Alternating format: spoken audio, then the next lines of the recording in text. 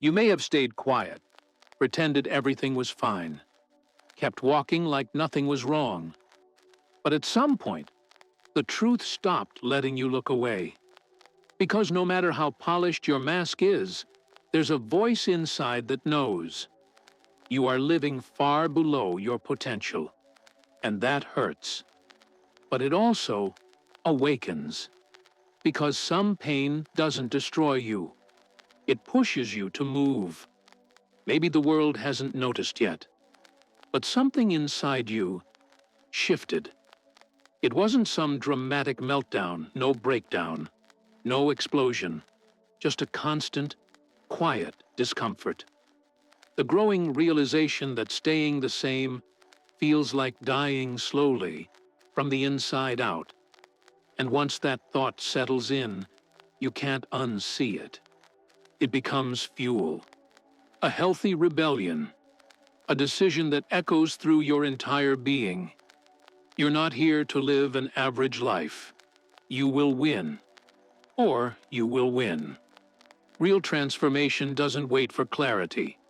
It begins when you finally admit you've wasted enough time. You trusted too many people. You played small for too long. You betrayed your own power. But that ends now.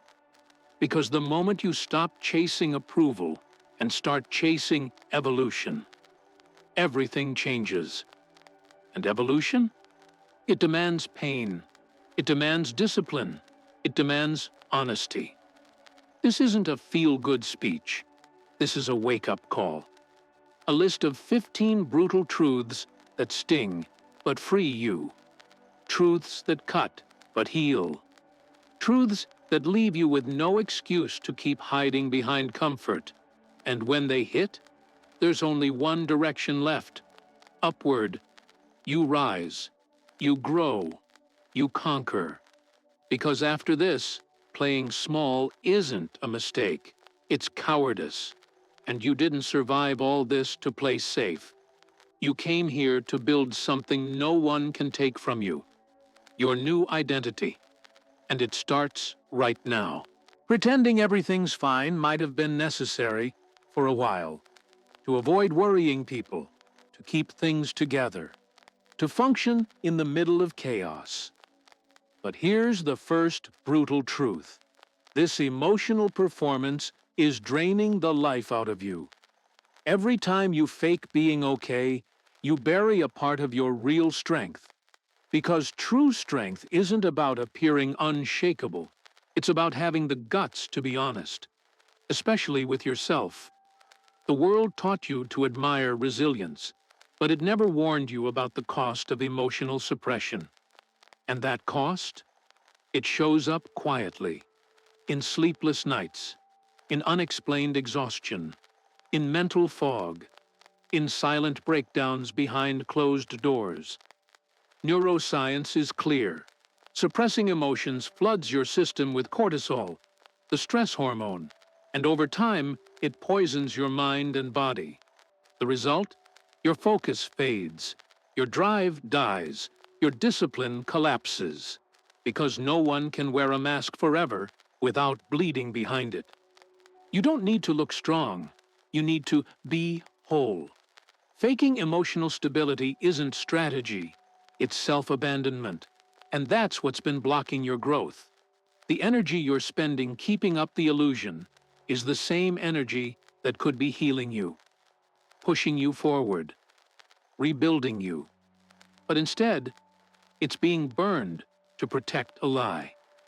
And while you're busy holding the image together, the real parts of you, the ones that actually need care, are being ignored, silenced, suffocated. This is the moment to break the cycle, to stop performing, to pause, and admit, at least to yourself, that something needs to change. That doesn't make you weak. It makes you awake. Only those who see where they truly are can decide where they're going. Only those who feel their pain can turn it into power. And here's the bottom line. You've endured more than enough. Now it's time to evolve, not for pride, but for survival. Because pretending to be okay just isn't working anymore. You had a plan. You set your goals, created timelines, envisioned the version of your future that made sense on paper. You built expectations like bricks in a wall. And now, that wall has collapsed. Not because you didn't try, but because life doesn't follow scripts. It reveals. It cuts through illusions. It tears down whatever can't hold its own weight. Here's the harsh truth, the one that stings before it frees you. The fall was never the real problem. The real problem was your attachment to a plan created by someone you no longer are. Hard to admit, but necessary. Many of your goals were shaped by ego, by comparison, by insecurity dressed up as ambition. And now that the mask is off, you're left with reality, raw and unfiltered. But that's exactly where real construction begins. When the illusion burns down, the foundation finally shows up. This isn't failure. This is the first clean page. You want a mental turning point? Here it is. Letting go of the old plan is what allows a better one to emerge. This isn't giving up. It's realignment. That old blueprint was drawn by someone who hadn't yet felt what you felt, who hadn't learned what you now know. Clinging to it now is like defending a map of a place you'll never visit. Here's your practical shift. Grab a sheet of paper.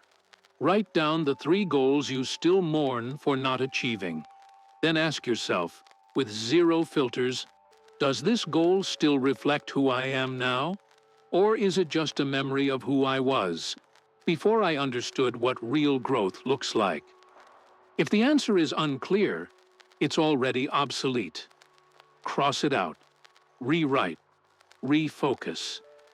You don't win by obsessing over a broken plan. You win by adjusting. Reality didn't destroy your path. It stripped away the distortion. And now, it's your move. Because you're not married to a fantasy anymore. You're not depending on a fixed version of success. You adapt. You evolve. And evolution doesn't follow perfect plans. It follows clarity. There's a moment when everything you once believed begins to collapse. Your convictions shake. Your identity blurs. You look inward and barely recognize who's staring back. This is the desert. A mental crossing where nothing feels certain. But walking away from it all isn't an option either. And here comes the third truth. Confusion isn't weakness. It's growth in progress. Because only those who've escaped autopilot ever reach this place. A mind that starts asking real questions is the same mind that begins to evolve. But evolution doesn't arrive wrapped in clarity. It arrives with discomfort, with silence, with a slow unraveling of who you thought you were. Carl Jung called this the meeting with the shadow, that stretch of life where you've stopped being who others wanted you to be, but haven't yet discovered who you really are. It feels like loss, but it's transition, and no real transformation happens without this strange middle space where nothing makes sense, but everything is already shifting. Viktor Frankl understood this in one of the darkest places imaginable. Inside a concentration camp, stripped of all control, he realized something most never do. Meaning isn't something you find, it's something you build. And you build it in the silence, in the absence of certainty, in the act of choosing a why when all the how has fallen apart. Now, the practical shift. Grab a piece of paper and write down these 3 questions. What am I still doing just to please others? What have I held on to just because I'm afraid of change? What do I keep repeating, even though I know it no longer serves me? You don't need the answers right now, but you do need to stop pretending these questions don't matter. Because in the desert, the compass isn't out there, it's inside you. And if today you feel lost, maybe you're exactly where you need to be to finally come home to yourself. Confusion isn't a sign that you're broken, it's proof that you're moving. You tried everything. You adjusted. You planned. You endured. You gave it your all. And still, you fell. And maybe that's the hardest truth to face. Effort didn't save you. Dedication didn't stop the collapse. And the pain came anyway. But here's the fourth truth. The fall isn't punishment. It's an invitation. An invitation to look within, to face what you've been running from. When everything's moving, it's easy to stay distracted. But when the noise stops, when the routine breaks, when no one else is left to blame, you're left with just one thing. You. And that's terrifying. Because facing what you feel takes more courage than faking strength ever did. But that's where the real rebuilding begins. Not when you change your circumstances, but when you face yourself without noise, without masks, without delay. Seneca once said, "Sometimes we must lose everything to realize what was already inside us." It's not a quote to feel better. It's a brutal form of self-leadership. You can keep running, distracting, numbing. Or you can use this fall to build something that no longer depends on what happens outside. Here's your direct mental practice. The next time that wave of anxiety hits, that tightness in your chest you normally silence with scrolling, food, or work, don't run. Stop, breathe, feel it. 30 seconds, just presence. No fixing, no hiding, just awareness. Because discomfort carries a message. And if you have the guts to listen, it points the way forward. You didn't fall because you failed. You fell because you were holding up something that had already expired. And now, here on the ground, you see it clearly. What was weight? What was excess? What was never real? The rebuild begins in the silence of the crash, and you're already there. Pain is not the enemy. What your mind does with pain, that's where the real damage begins. There's a moment when suffering stops being a warning and becomes a routine. You feel it. You sink. You go silent. And then you stop. Here's the fifth brutal truth. Pain becomes a prison the moment you start using it as a reason not to move. This isn't weakness. It's conditioning. But conditioning can be rewritten. And it must be. The brain's job is to protect. So if it learns that action leads to risk, rejection, or exposure, it adapts. It starts to freeze. It links discomfort to delay, pain to pause, emotion to stillness. That's emotional freezing. And the longer you wait for the pain to go away before you act, the longer it stays. Because the cycle isn't broken by thinking. It's broken by doing, while it still hurts. You don't need a breakthrough today. You need a shift, a tiny one. Something so small, your brain can't reject it. But it has to be consistent. So let's get out of theory for a second. If your mind locks up today, try this. Stand up. Change your environment. Splash cold water on your face. Focus on a fixed point for 10 seconds. Then say out loud, "I decide." It's not a mantra.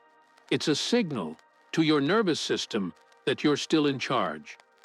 That single physical interruption opens a new neural route. No, it won't fix everything, but it will stop the spiral. And that, right there, is the first step to melting emotional paralysis. It's proof for your body and your mind that even under pressure, you can still act. You don't need to wait for the pain to disappear. You need to retrain your mind so it doesn't freeze every time pain shows up. It's a skill, a muscle, and you can build it. Pain isn't a wall, it's a siren. And now that it's sounding, it's your cue to move. When you're at your lowest, everything outside seems louder, brighter, more successful. And then the mind, already worn down, and starts whispering a poisonous question. Why are they moving forward? And I'm not. That's the trap. And here's the sixth truth. Comparing your rebuilding phase to someone else's highlight reel is the fastest way to destroy your strength. Comparison isn't just emotional, it's chemical. When you see someone else's victories, polished, filtered, staged, your dopamine spikes. And if your own life doesn't offer that same stimulation right now, your brain starts interpreting your path as failure, even when it's not. That distortion drains your energy, twists your vision, and worst of all, makes you crave instant results just to numb a pain that was never yours to begin with. You don't need to shut out the world. You just need to clean the lens. Think of it like this: two seeds planted in two very different soils, different depths, different light, different storms. Watching someone else grow without knowing the weight of their roots isn't just unfair, it's useless. Your progress, however small, is the only truth that matters now. Direct reset. Every time you feel that pull to compare, stop. Say this out loud. My measurement is internal. Say it like a command. Then shift your focus to one thing you controlled today. Maybe you woke up even when you didn't want to. Maybe you kept going even when quitting felt easier. Maybe you showed up, scared, but showed up anyway. That's strength. That's evolution. And it's real. Comparison wastes your time. Worse, it robs your power. The only person you need to outrun right now is who you were yesterday. And if today you moved even a fraction further, you're winning, quietly, but still winning. You gave everything. You hoped for recognition, a kind word, a sign that someone saw your effort, but it never came. And here's the bitter, yet liberating the truth.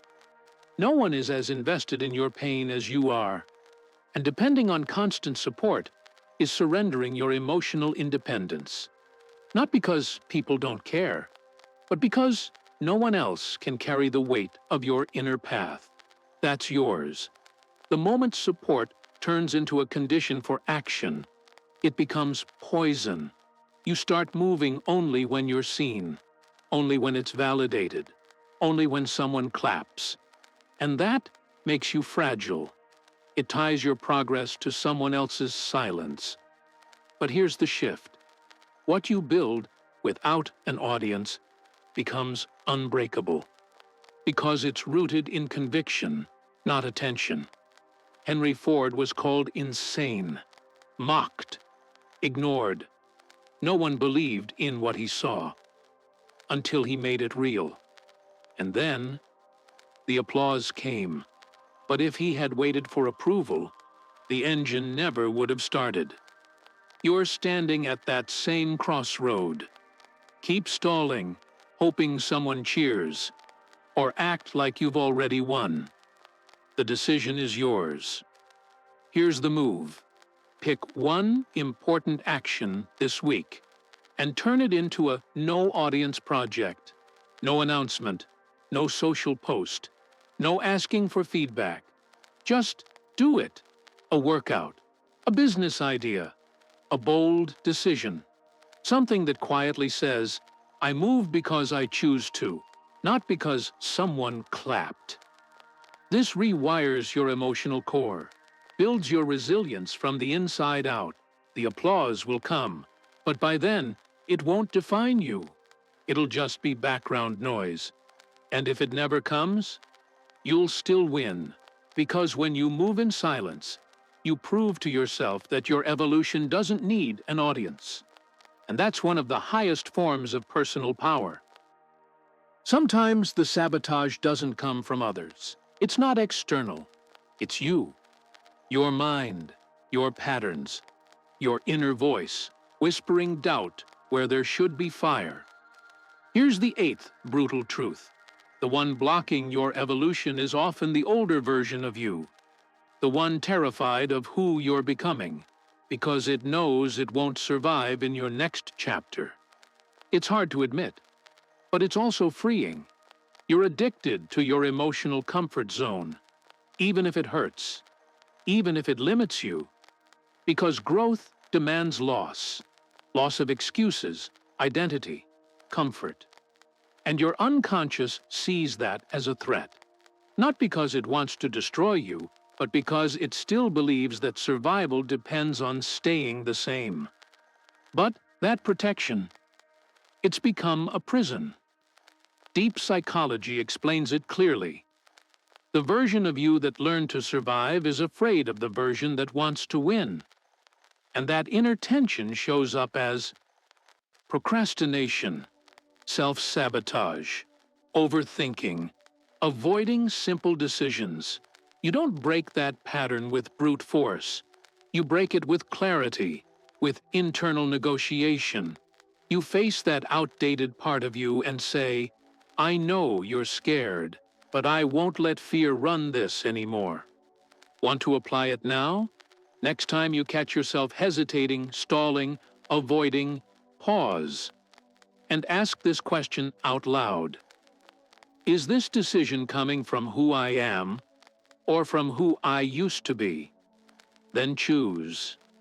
Consciously, rationally, strategically. The action can be small, but the decision is massive. It's how you prove that your present self is now leading the way, not your history. You don't need to destroy your old self. You need to outgrow it. And that only happens when you stop fighting who you were and start building something on top of it. Evolution isn't war. It's replacement. Silent, deliberate, final. Motivation is useful, but unstable. You wake up with it one day, and it vanishes the next. A video lifts you. A comment knocks you down. It's a fragile fuel. And here's the ninth truth, the one most people avoid. You don't need motivation to change. You need discipline. But not the aggressive kind, the quiet kind. The kind that builds in the dark and holds steady when everything else loses rhythm. Quiet discipline doesn't yell. It doesn't demand a life overhaul. It doesn't push you against the wall. It just shows up every single day with one calm reminder. You don't have to do it all. You just have to do what you said you would.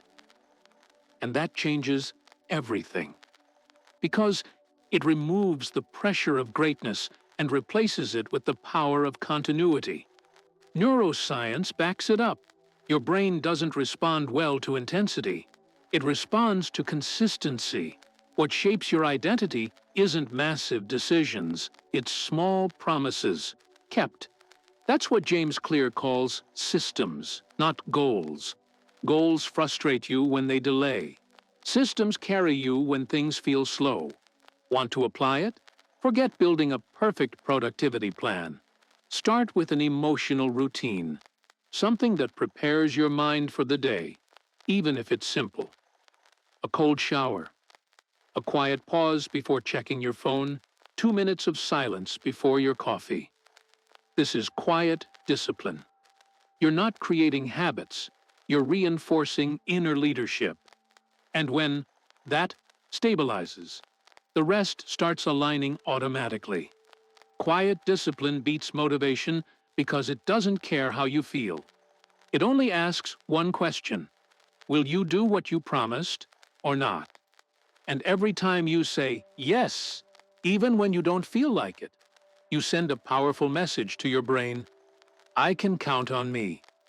And from that moment on, everything begins to shift. Most people run from pain. They distract themselves, justify it, pretend it's gone. But here's the 10th truth, one that flips everything. Pain isn't punishment. It's a signal, a pulse pointing to where you're still alive. What irritates you? What tightens your chest? What echoes in your head? Isn't trying to destroy you. It's trying to reveal what you've been avoiding, neglecting, or postponing. Pain is a compass, and those who learn to read it stop wandering in circles. Viktor Frankl said it clearly: pain, when given a purpose, stops being suffering and becomes direction. The problem? We were raised to numb it, to swallow it, to keep moving like nothing happened. But every time you bury pain, you bury power with it.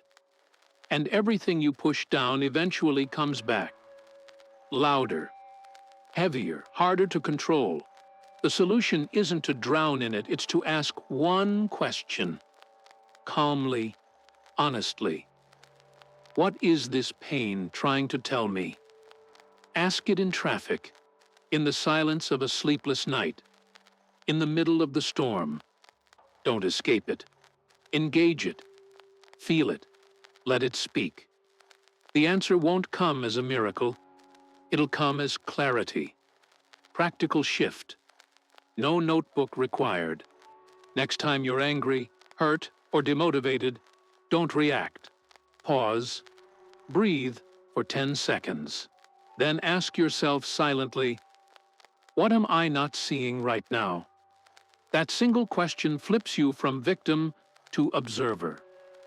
And observers see things that reactors never will. Pain is an alarm, but alarms don't fix anything. They just alert you. Now that you've been alerted, you have two choices: turn it off and pretend nothing's wrong, or rise up and rebuild everything. And deep down, you already know which choice leads to growth. You're not stuck because you lack talent, or time, or chances. You're stuck because of something far more subtle, the conversation you have with yourself every single day. And here's the 11th truth. Your biggest saboteur isn't outside. It's inside. And it speaks in your own voice. The brain doesn't care if something's true. It believes what it hears the most. And if your inner dialogue is looping phrases like, "It won't work," "This isn't the right time," "I've always been like this," your mind begins to treat them as facts. And suddenly, you're not frozen by reality. You're paralyzed by your own script. A story you wrote, repeated, and now have to rewrite. Epictetus said, "Nothing is negative until you decide it is." That's not denial, that's direction. Because the meaning you assign to your situation determines how much energy you have left to change it. The difference between people who rise and people who fall isn't the circumstances, it's the interpretation. Here's the shift: no journal required. Today, watch your inner language like you'd watch a stranger. Pay attention to what you say to yourself when you make a mistake, when you're late, when you're afraid. And the moment you catch a thought that shrinks you, interrupt it with one question. Would I say this to someone I love? If the answer is no, don't say it to yourself either. Edit the sentence, change the tone, move forward. That's not positive thinking, that's mental engineering. You don't have to become a fake optimist.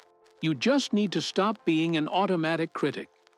Because the words you rehearse in your head either build your strength or destroy your momentum. And if you truly want to win, you need to take the mic back now. The world pays more attention to loud pain than quiet endurance.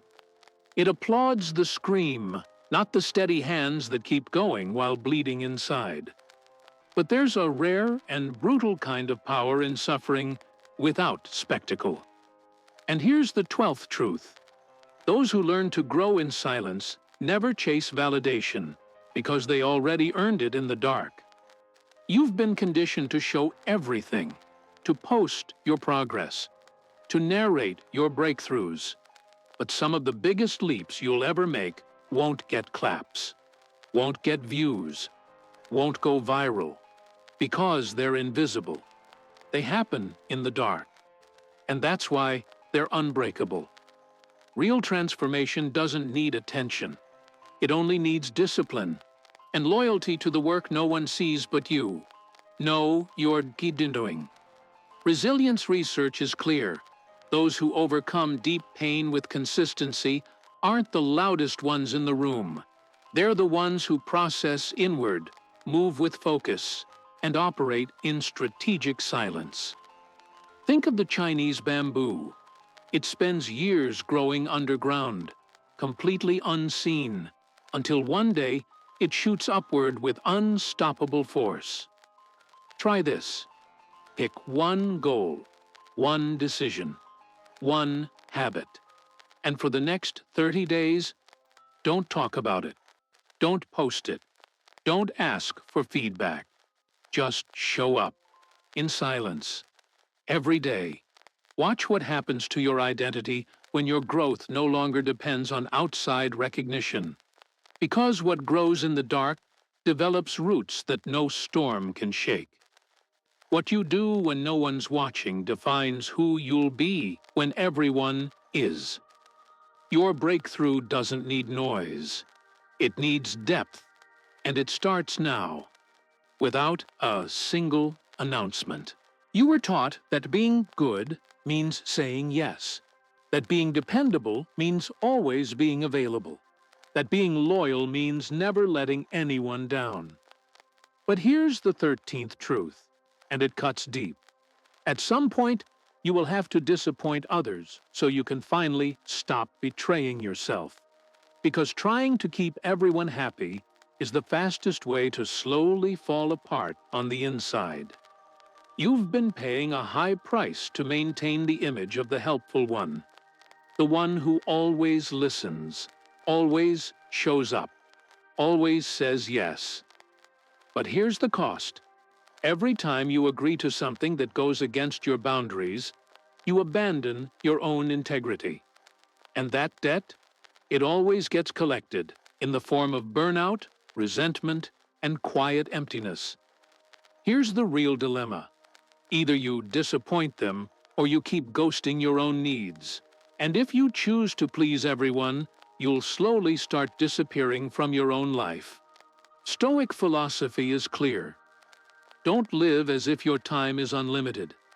Don't waste energy on anything that doesn't reinforce who you are becoming. Direct practice, no drama, no excuses. The next time someone asks for something that crosses your line, use what I call the calm no. No justifications, no apologies. Just say, right now, I can't commit to that. That's it. Quiet firmness earns respect, not just from others, but from yourself. It's a signal that your priority is no longer being liked. It's being aligned. Marcus Aurelius said, "Do not act as if you were going to live forever." It's a brutal reminder. Your life is made of decisions, and every time you say yes to something that erodes who you are, you're choosing a slow death over clarity. Let people down if you must, but never abandon yourself again. Not one more time. Hope is nice, but it's unreliable, because hope depends on emotion, on outlook, on a future you might not see yet. And when everything feels frozen, waiting for hope is like waiting for the storm to pass before you build shelter. Here's the 14th truth. You don't need to feel hopeful right now. You just need to move, even if it's small, even if it makes no sense yet. It's hard to accept, but it sets you free. Action comes before emotion. Your brain releases dopamine, the chemical of progress, not when you succeed, but the moment you begin. When you take even the tiniest step, you show your mind that you still have choice. And where there's choice, there's direction. And when there's direction, your body starts to respond. People who've climbed out of deep depression didn't start with joy. They started with movement, tiny rituals, a shower, a glass of water, shoes on, day after day, without waiting to feel motivated. Those small choices created mental space, and that space allowed them to think again, to breathe differently, to want more. Here's the practical shift. No mysticism, no drama. Pick a non-negotiable micro-commitment. Something so simple, you can do it even on your worst days. Maybe it's drinking water the moment you wake up. Maybe it's stepping outside for 5 minutes of sun. Maybe it's repeating one clear phrase. This is still my mind, and I still get to choose. That won't fix everything overnight, but it breaks inertia. And breaking inertia is half the battle. You don't need to believe just yet. You just need to move. Because once the body moves, the mind starts to wake up. Hope doesn't return as some magical light at the end of the tunnel.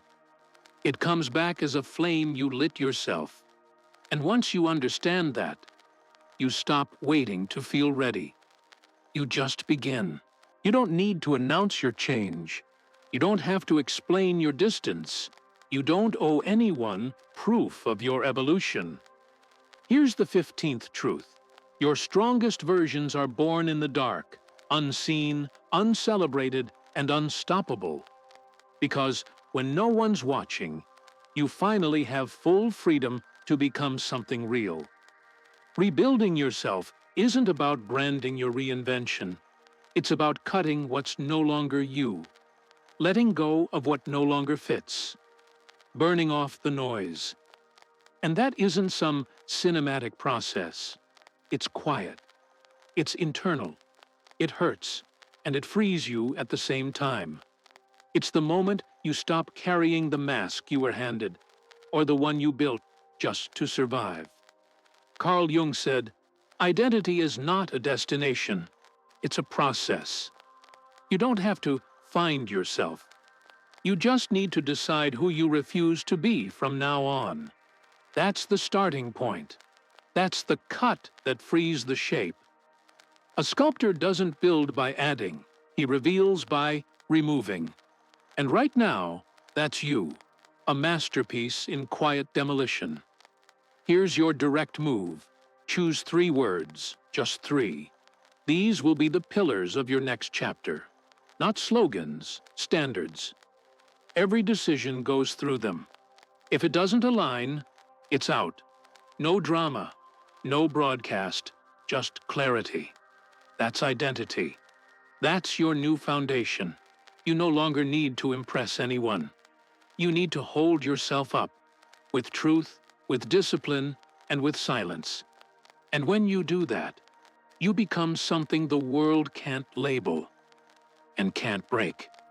Because no one saw you being built. And for that reason, no one will know how to stop you. You've just faced truths that sting, but also set you free. Truths that tear through illusions, that shatter the victim narrative, that expose what's truly holding you back, and what's capable of moving you forward. Now, there's no turning back.